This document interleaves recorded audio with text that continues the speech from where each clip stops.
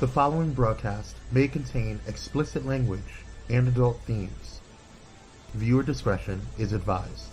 The opinions expressed in this broadcast are those of the hosts, talent, and guests, and do not reflect the opinions, views, and standards of Pyromedia Enterprises, affiliates, subsidiaries, or its members.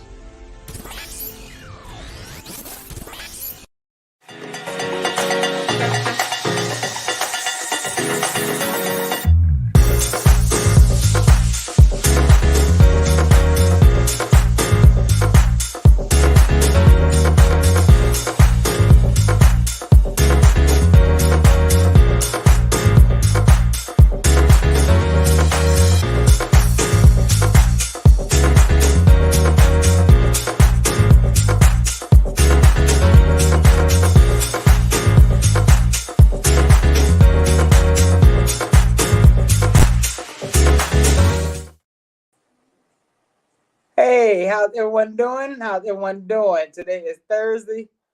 Let's get it cracking. Hey, Mysterious Lions.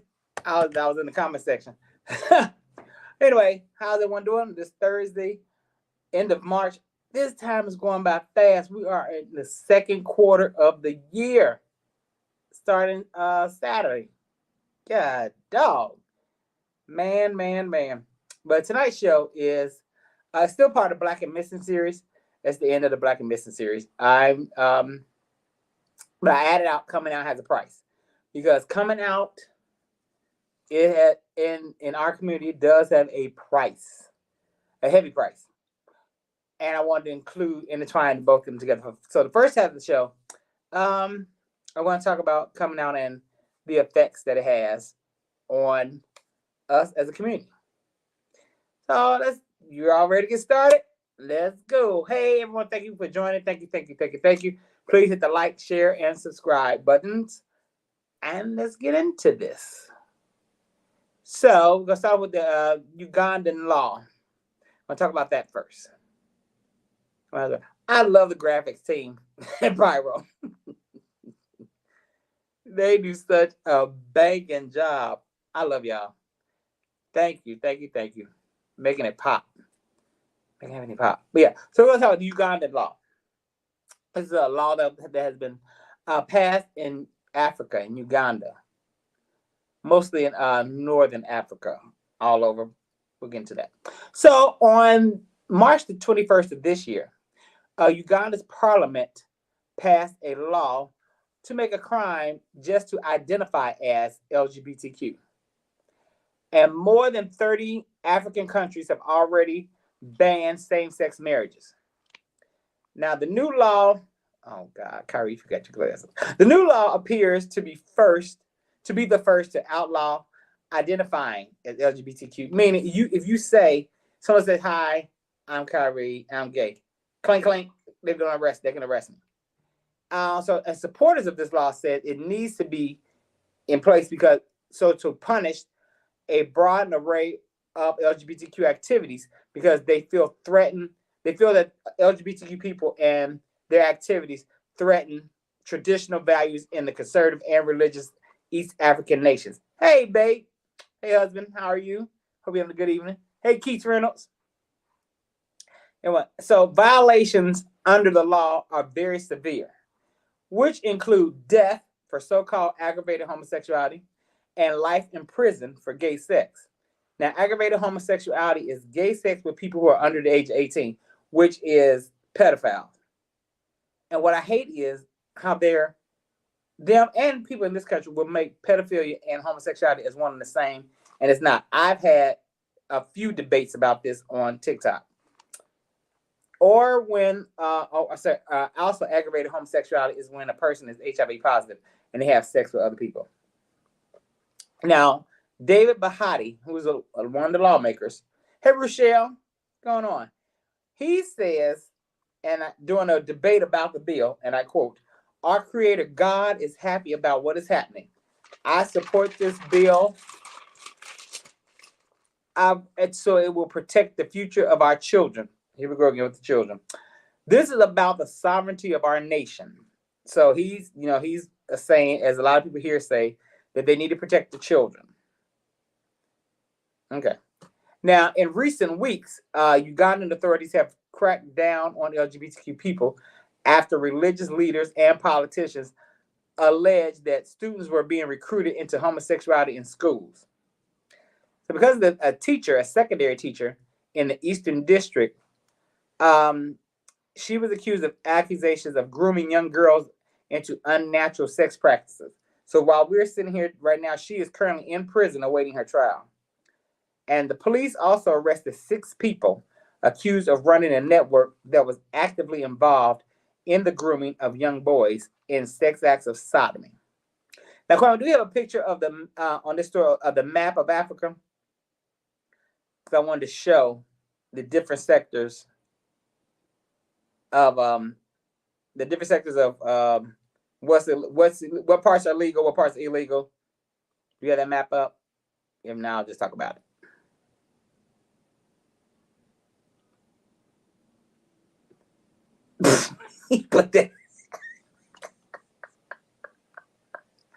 Actually, it's in the link, but okay, we'll just talk about it. So, now, so okay, the picture. Okay, so most of Northern Africa, actually no, all of Northern Africa is illegal. This bill, where this bill is from, it's illegal. Like I said, 30 countries are involved in this. Now, South Africa is the only African country that recognizes same-sex marriage, and the southern part of Africa is not illegal.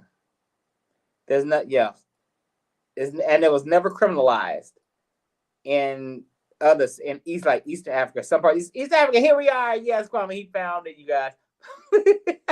So we see the olive green, like Mali and Niger. Those places, it's never been criminalized. Now the dark green, that's where it's illegal. Everything is illegal. Now I'm sorry. The dark green is legal. So you cool in those parts. If you're gay. Now the peach, all you see this peach, that's illegal land. You cannot do anything there. So, child, whatever. So you can't do any homosexual activities. Don't tell them you're gay. Nothing. Hey, Miss Lisa. Yeah. So, but I include this because one day and I was talking about coming out, because this bill that it struck me because I have my own story. But one day we were, and some of y'all may remember this, we were in the Tyson's doing one of his shows, and there's a young lady in there, and she was talking how she's been stressed out because she's a married woman, and her mother is giving her the flux because she's married to a woman, claiming she's going to do this to herself, not taking her meds and just laying on a serious guilt trip. And to me, coming out should be one thing I believe coming out should be your choice. 1. 2, I think that if you come out, you have to be careful who you come out to. Now, I didn't get a chance to come out to my mother. Someone else did it for me, unfortunately, and it caused a big rift in my household. This is 30 years ago, so it caused a big to do. And well, one thing, I blamed the wrong person at the time. I blamed someone else, and now the person is no longer here. But if they were here, I would have apologized because I thought it was. I just knew it was this person, and it caused me. Back then, I had a temper, and it caused me to physically beat that person up. And then down the line, I think it was some months later, I found out that it wasn't him at all. It was somebody who I love. But here's the thing. See, this is me when it comes to people. You can tell me something about a person, but until I see it for myself, I won't believe it because I'm the type of person, I have to have my own experience. So the person who did it, okay, was upset because I did Miss Lucia back. Shut up. Hey, Tiffany. So the person who did it, at that time, I was like in deep, deep love with her brother. And she was upset about it. Her and her brother and I were together. Because their family is very, very, very religious. And because their grandmother at that time had told me, why are you that way? You're too handsome. You know, and I've heard that from other people. And I'm like, so gay people supposed to be ugly? I don't get that. But anyway, and he said to me in my face, my sister did this. And I said, oh, no. I said, you wrong. I know who did this. This was him. I said, I'm telling you, he did it. I know he did. No, I'm telling you, it was my sister. I was about to say her name. It was my sister. I said, I said, I can't even see that. But I said, why? He said, because she's mad. And I was like, she wouldn't do that. Because his sister and I were really, really tight. Anyway, my mother, one day in a heated argument, like I said, this caused a big rift in our household. And my mother we just arguing. And it came out in that argument that that's who it was. And I was so crushed and hurt. Now, I never did talk to the person who I beat up. But I told my best friend, I believe that too, you have to have a safe space. Yes, I'm a family, absolutely. And my best friend, I said, you know what? I said I should have did that. But I was talking because he tried, when it happened, he was there. He was trying to stop me then. And I was like, no, because you did this to me, you did this to, and then I just said it was an ugly scene. But anyway, that's something I regret doing that because it wasn't him. But yeah, so if you come out somebody, make sure it's a safe space. Like Darna said, make sure it's a safe space. That's why I always take outing person. Like when Thais do stories about outing, I always say it's never an excuse, never. That's my reason. I hate outing somebody. You should never do that. And the young lady in the comment section there, I understood her. I understood her fight. What her mother was saying. Her mother was saying how is this going to make me look in front of the church? And I got it because that was my mother's fight. It wasn't nothing about me. It was everything about her. You know, what are my friends going to say? What is this? What's going to happen? So then, fast forward to some years later, when I got delivered, and I called my mother, hey, I told her what happened. I said, yes, I'm free from homosexuality. I'm free from it. Free.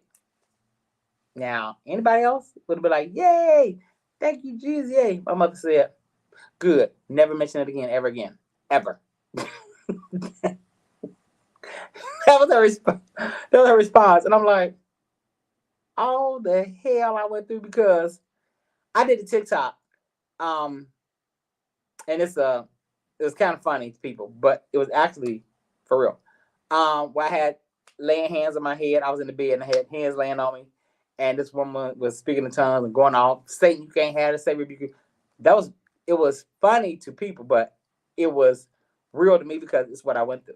Because like I said, when that happened, my mother would come in my room every morning like clockwork at 4 a.m.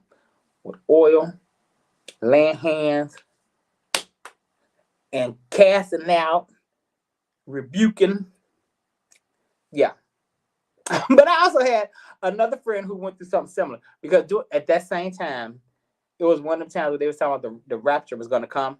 I don't know if you remember back in, what was this, 91, 90, no, 90, I'm sorry, 92, 93. The rapture is going to come.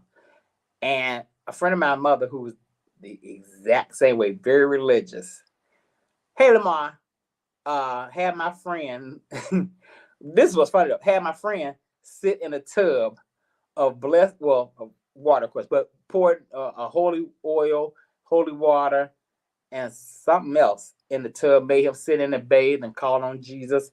It was a mess back then. So I understand. So when church kids say they would go through it, I get it. And it's like I said, that's why I take coming out personally, because coming out or outing someone personally. Now, coming out, I did come out to my family. That was smooth. That was smooth. You know, one cousin, because I come from a family of smart mouth people. So one cousin said, and I quote, because I said, I got something to tell y'all. Okay. Here it is. I'm gay, so whatever I said, something gay. Her response, I thought you had something to tell us. Shit, we knew that.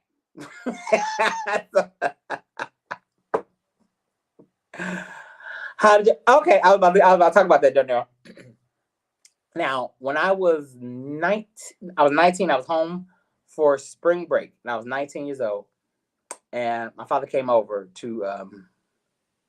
I was about to go back to school, and he came over to give me some money, and so, but here his son is with platinum blonde hair. Well, this blonde, but platinum blonde hair, brush waves, and big hoop earrings. And he said, "You know what? Daddy loves you, whether you have a boyfriend or a girlfriend." And I said, "Why would you say that? I don't like no man." I wasn't ready. See, I denied it. He was like, he just kept looking at me, shaking his head. Said, "I love you." I said, "I love you too, Pop. But yeah, I ain't like that."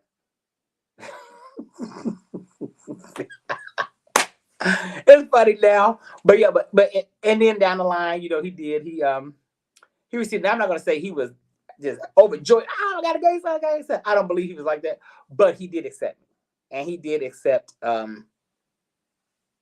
He did accept me, because in the end, like, he wanted to meet my partner at the time.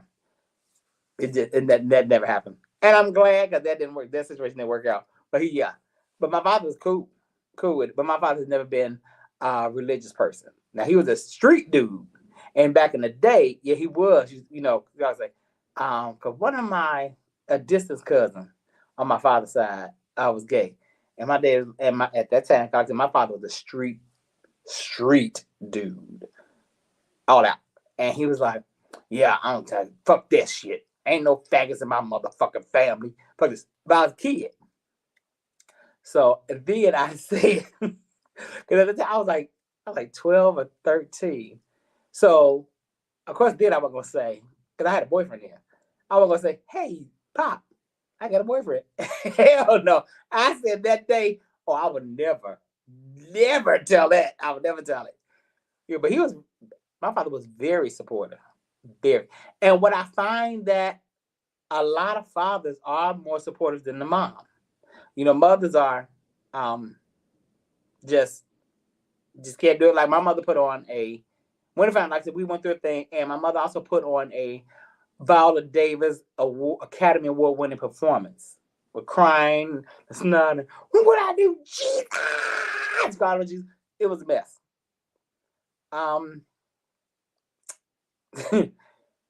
But like I said, a lot of mothers are like that. So when I work, and this is another reason why I defend outing or whatever, because when I lived in Chicago, I worked for the Transit Authority Company, and I worked for the transit. So yes, please like, share, subscribe. Thank you. I worked a station called Belmont, which is in the heart of Boys Town in Chicago. If you know Chicago is the gay section. I worked there, and I worked overnights. So I was there from 9 p.m. to 5 a.m. And I would see kids, I worked the Belmont station is a bar across the street, which is not good. It's called Berlin's.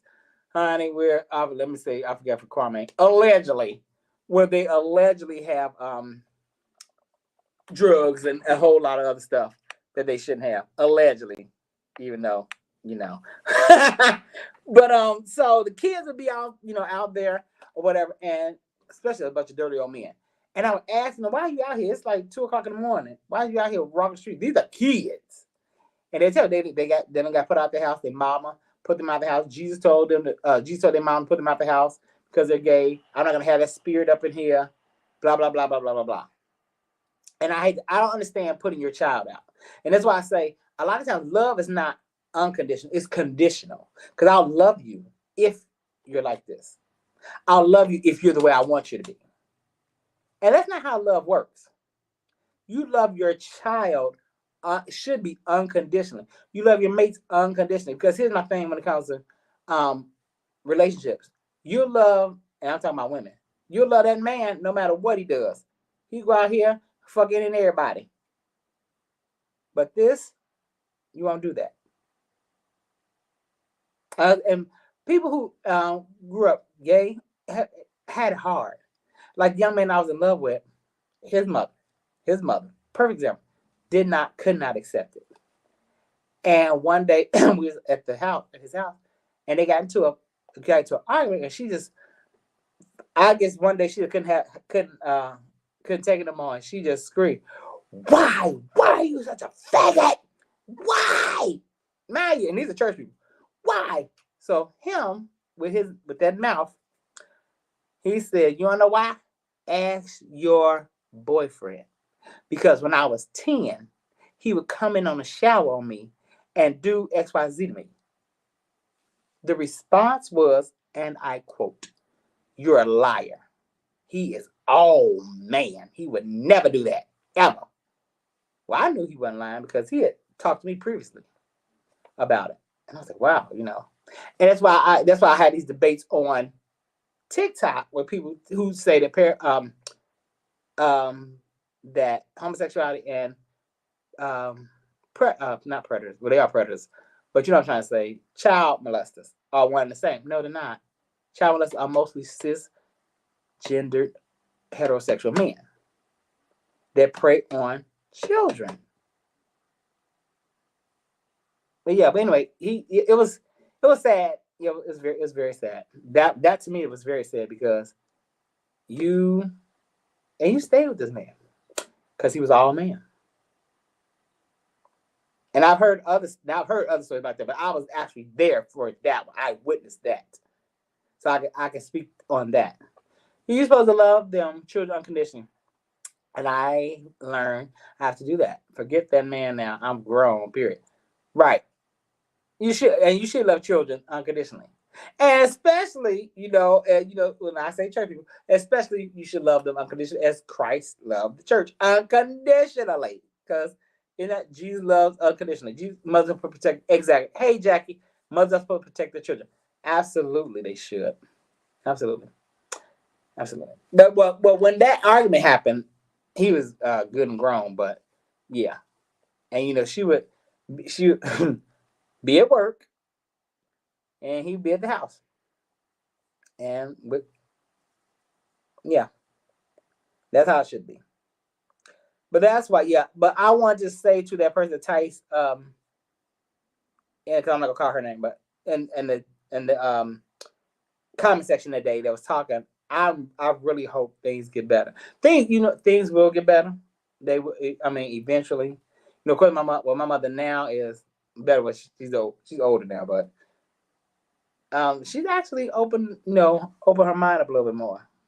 Her mind is not the same now, but she's actually open up more. And I mean, because now you just see it everywhere. You see homosexuality everywhere, especially on the soap opera that she loved, Young and the Restless. I was so surprised. I was like, when I saw she like Rachel Maddow, I was like, "You like Rachel Maddow?" Oh God! But for me to get through it, that's why I'm also an advocate for mental health therapy. For me to get through a lot of that shit, I had to go to therapy. I had to talk some stuff out, work on some things, work on me, and let it out, get it out. So if anyone's going through that or has been through that, I wish you the best. I would say seek mental health therapy. It works. But when you go to therapy, here's the key: you have to do the work that they assign you after you lay on that couch or sit in that chair. You have to do the work.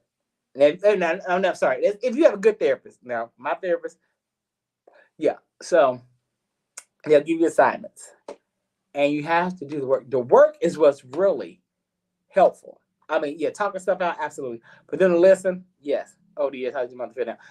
She cool. She cool. I ain't gonna say she's overjoyed and leap for joy. Yay! But she cool. She cool, yeah. We don't fight like that anymore. We don't fight like that. Yeah, I'm the one that's cooking the food. You better not. No, I'm joking. But no, we're cool. We're cool. Well, okay, right now, I'm going to take a commercial break and come back and then get into the Black and Missing portion of the show. All right?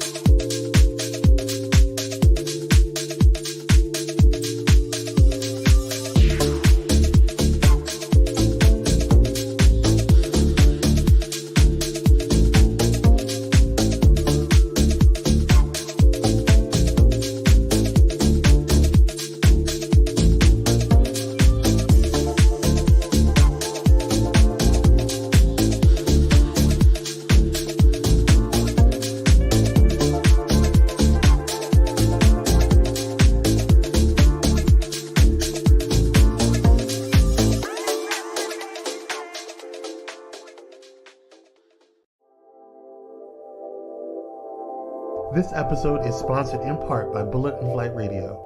Get ready to uplift your spirit with Bullet and Flight Radio, the world's leading progressive Christian radio station. Experience the vibrant fusion of gospel house music and a rich medley of inspiration from all musical genres that'll make your heart soar. Join their extraordinary lineup of today's trailblazers, visionaries, and voices that matter, all sharing their stories and wisdom. Stay plugged in around the clock as they broadcast unmissable content 24/7. Your go-to station for all things inspiring. Become a pilot today by visiting bulletandflightradio.com. Bullet and Flight Radio. Your story, our station.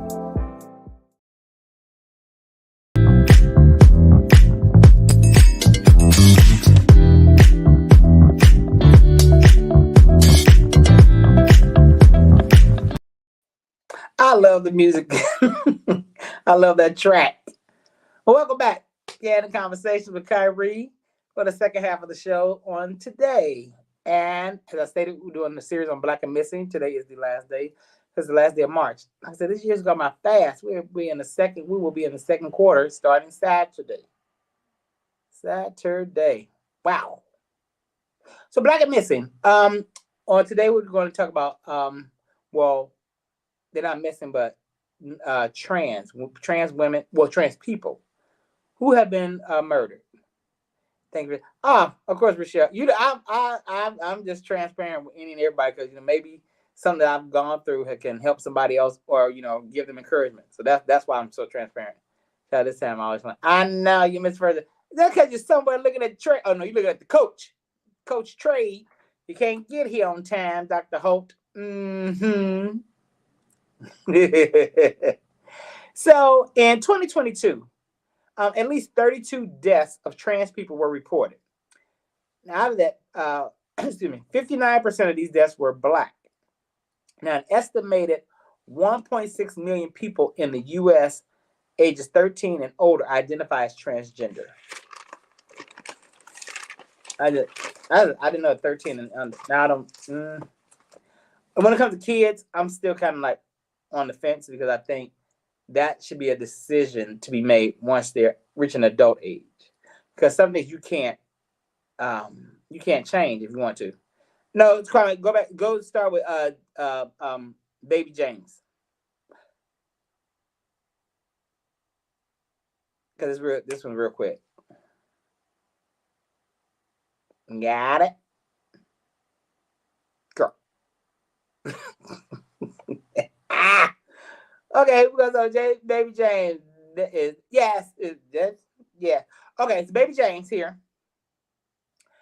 Now, the family refuses to acknowledge James as a trans woman. So when they put the case for the missing person case, they gave her name is James Bernard Dawson, and nickname is Baby James, which is from Texas. So, like I said, the family refuses to acknowledge James as a trans woman. James went missing late October 2020 in Bryan, Brazos County, Texas. Now, she is 5'11" and 165 pounds and presents as female. But like I said, the family refuses to acknowledge it, which I've seen that in a lot of cases where trans women or men have been murdered, the family refuses to acknowledge they're trans, and they will give them their dead name and their give them their dead name and tell the police that they are a man. This is a man, and that's what they said. Even though they presented, the pictures of James in that state, they also presented another picture, which, like I said, is excuse me, which is a shame. A shame. Okay, I'm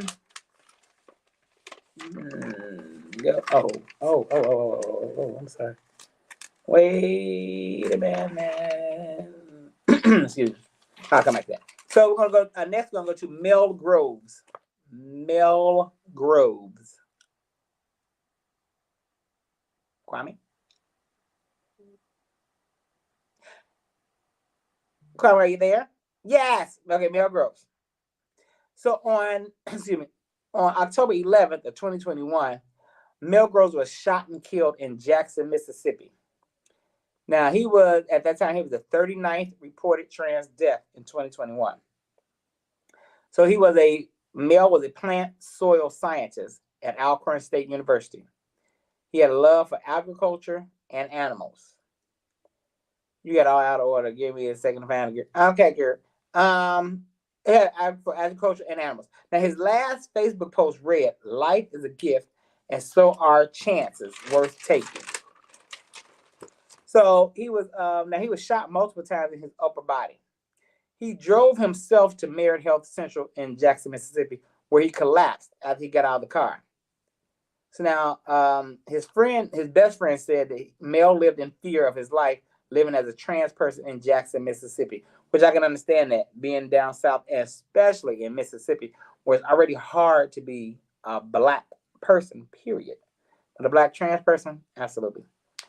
So now law enforcement, of course, have misgendered and used Mel's dead name while the investigation is going. So now a quote, this is a direct quote from the county coroner, Sharon Grisham Stewart. She said, "The cause of death is not going to change whether this person is labeled male or female.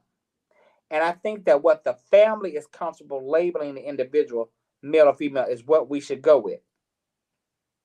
Like I told you all, a lot of families, and mostly people be religious people, they refuse to acknowledge it. Now, as you see, for my eyesight, and I'm only working with one eye, this young man, I don't see anything feminine in him anywhere. So why they would call him a woman, I don't know. His best friend, who is Hillard Jones, who they met each other at middle school at a quiz bowl competition. So Hillard was the first person Mel told that he planned to transition after high school. Excuse me. Now, on that day, the 21st of October, Hillard missed a call from Mel at 4 a.m. And now, he keeps wondering, he keeps beating himself up, saying, what really happened? What did he want? Was there something I could do? Was he calling to say goodbye? Was he calling for help? All those things. He said all those things are going through his mind. I would like to say to Hillard, don't beat yourself up. Don't beat yourself up because, I don't think there's anything you could do. He may have been calling to tell you, what was happening. But I would just say, don't beat yourself up. But this young man died, Mel Groves, and it's still unsolved. I personally do not believe they're looking for anyone, because like I read to you all, the law enforcement and the family just misgendered him, calling him her, and by whatever her dead name is. They didn't print the dead name, which is good. That was respectful, because they know this person didn't go by anything else other than Mel Robert Groves. So hopefully they will find the killer of Mr. Groves, and we'll know what happened. Now, on to the picture you keep wanting to put up, Kwame. Hear that?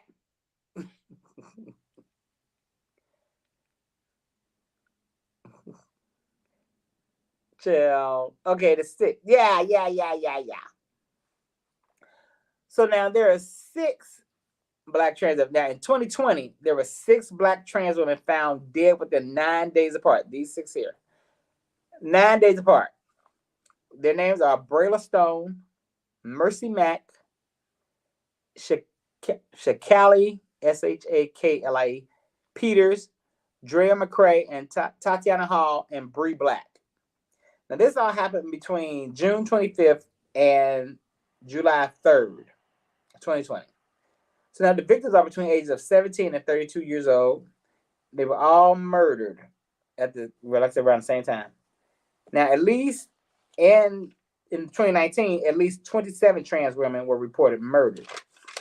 Now, 27 were reported murdered, but my question is, what about all those that are not reported murdered? Because at one time, there was someone in Chicago killing trans women. If your ear went to the street, you wouldn't know. They didn't think it was, I guess they didn't think it was important enough to tell it. But that was the summer of, what was it? It was in the 90s. What's it? Summer of 96, something like that. But yeah, someone was killing trans women then. But you never heard about it on the news. Like I said, your ear had to be to the street to get that information. Now, on July 3rd, 2020, Bree Black was shot and killed outside of her apartment in Pompano Beach, Florida. It's always Florida. So now the local media, at the request of the family, now the family called into the media, misgendered Bree and used her dead name whenever reporting the story. So according to statistics, Florida is tied with Texas as the state with the highest number of fatal acts of violence against trans people. I can't say I'm surprised. Now, between 2013 and 2019, there were 16 deaths of trans in both of those states. So that is 32 unnecessary deaths. All because they're trans. And I know people, I've also had this debate on TikTok. It's always TikTok. Where they debate, well, they shouldn't be out here tricking men. No one, here's a news flash. Honey, ain't nobody tricking the men. The men know what's up. And there's no shade. Looking at these women in this picture, you know what's up. You know what it is. I think sometimes people hate themselves to the point that they'll get with these women and then they hate themselves. So there's a serial killer out there. We're in the same area. Oh, that's near you, Miss Lisa? Oh, wow. But anyway, I was going to say, some people hate themselves so much that they lash out. Which, case in point, now it wasn't trans women. Miss Lisa and I know someone. So this person, I haven't seen this person in years. I don't think Miss Lisa has either. But they were a homosexual. But that's not how they identified as. So we know somebody else that they had got with one night. Miss Lisa told him, don't do it. Tony Lewis, a mutual friend of ours, told the same young man, don't do it because this person is not mentally stable. Well, when it comes to sex, sometimes people don't listen. They want, I'm going to get my rocks, I'm going to get. Anyway, they got it in. The next morning when they woke up, the person me and Miss Lisa knows went off and was like, I'm not a homosexual. You made me do this. You're the devil. This is the work of the devil. Miss Lisa, you remember that? The work of the devil. You made me do this. So that's why I said, and I think that happens a lot when it comes to trans women. Not necessarily on the religious spectrum, but on that mindset where I hate this side of me so much. So I lash out. I'm blaming you for it. And that's what I really believe happens. And the trans murders, they go unsolved because law enforcement don't care. The family act like they don't care. And it's sad. To me, I say the families don't care because if you see any of these women right here and you tell the law enforcement, well, don't call her Bree, call her, let's just say Brian. And she, that's wrong. That's wrong. And there was a trans woman who was murdered. One of my friends told me about this. And at the funeral, they put her in a man's suit and everything. Had cut off the nails and had her dressed as her former self. I think that's terrible. Yeah, I think that's terrible. But anyway, thank you all for joining me. At the end, we're going to pay tribute to some of the trans women who have gone unnecessarily. And I want to say thank you all for tuning in. And blue, yes. So we'll just give a collage of pictures. Brazil Johnson, yes. All these women, what they have in common, they were murdered. And their cases are unsolved now. No, I don't know if anyone is looking. But yeah. But thank you all for joining me on tonight. I love y'all for rocking with me. Hit the like, share, subscribe button. Yes. I didn't mean for him to interrupt the pictures, but yeah, hit like, share, subscribe. But again, thank you all. And like I hope my story can help somebody or encourage somebody. You know. And like I tell any and everybody when they hear my story, it won't be like that always. It will change and it will get better. I know it's an old cliche saying, but it's the truth. It will get better. Absolutely will. I promise you. I promise. Thank you all for tuning in tonight. Now, after I get off, get ready for Nicole D. Vick. And Kwame will be in the building on the Nicole D. Vick show. Y'all know Kwame is busy. He was just on Unusual Mavericks. He had to go change his wig and come over here, Kandid Conversation. Now he got to go change his wig again and get over to Nicole D. Vick. So I love you all. Thank you. See you all next week. Next week is April. April is National Poetry Month. So I will be doing something, probably not every show, but I will be doing something for National Poetry Month, as I am a former spoken word artist myself. I love poetry. So we're going to get to some things and have some good conversations. All right. I love y'all.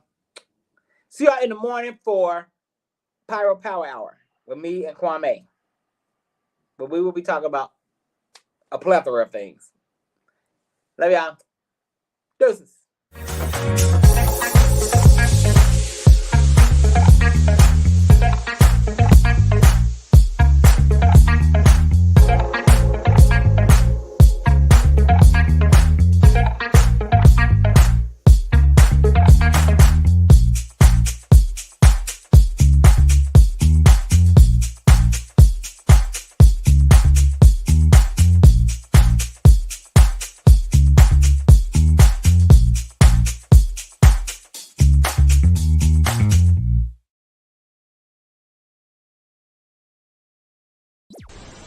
If you enjoyed this content, be sure to hit the like button and subscribe to Pyromedianetwork's YouTube channel for more awesome content. Plus, don't forget to hit the notification bell so you never miss when we go live or upload new videos. Visit pyromedianetwork.com today, not just to check out our incredible roster of talented creatives, but also to gain access to exclusive bonus material available only to our Pyro fam. Show your support for this Black-owned indie network by donating today. Help us keep igniting brands everywhere.